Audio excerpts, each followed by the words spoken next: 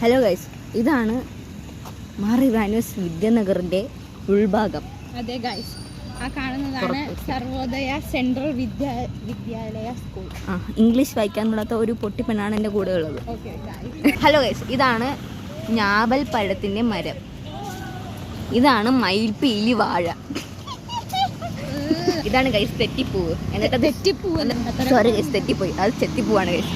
അതാണ് ഒരു കാക്ക. ഇതൊരു കുഞ്ഞി പന. ഇതാണ് തിരുവനന്തപുരത്തെ പാല ബ്രില്യൻറ്റിന്റെ കെട്ടിടം. ഇല്ലെങ്കിൽ കാണാം. ഹലോ ഗൈസ്, ഇതാണ് ശംഖുപുഷ്പം.